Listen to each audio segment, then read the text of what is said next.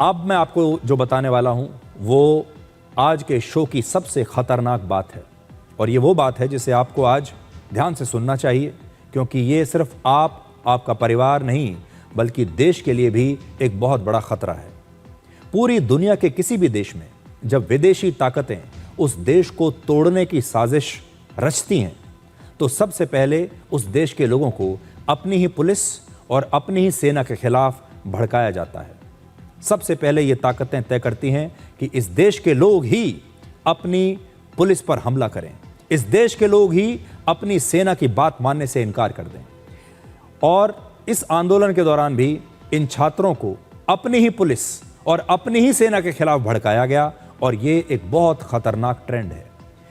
ये सुरक्षा बल जो आज आप इन तस्वीरों में देख पा रहे हैं, जो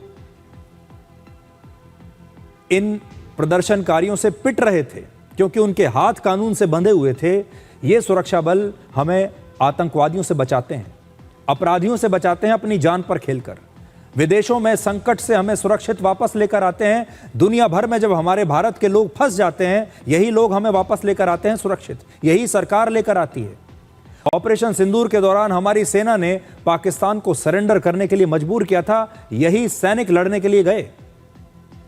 और आज उसी भारतीय सेना को लेकर दिल्ली की राजधानी जंतर मंतर पर अश्लील वीडियो बनते हैं। आज कोई तो ऐसा है, कोई ताकत तो ऐसी है जो हमारे ही युवाओं को हमारी ही सेना के खिलाफ भड़का रही है।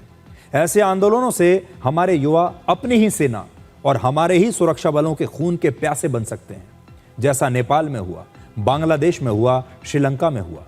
वहां लोगों ने अपनी ही पुलिस के खिलाफ विद्रोह कर दिया, सड़कों पर सरेआम पुलिस की पिटाई होने लगी। वहां के लोगों ने अपनी ही सेना के खिलाफ विद्रोह कर दिया। इस बार कॉकरोच प्रदर्शन के दौरान भी हमने दिल्ली और देश के दूसरे शहरों में इसी का एक ट्रेलर देखा, जब प्रदर्शनकारियों ने जानबूझकर पुलिस वालों पर हमला किया।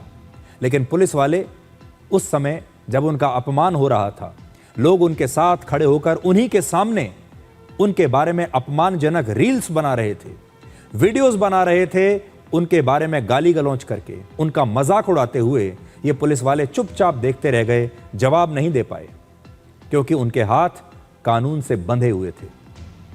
उनके हाथ इन लोगों की रक्षा के लिए बने थे, इन पर हमला करने के लिए नहीं। किसी भी देश की सेना या पुलिस देश के दुश्मनों से तो लड़ सकती है, लेकिन वो अपने ही देश के लोगों से कैसे लड़ेगी?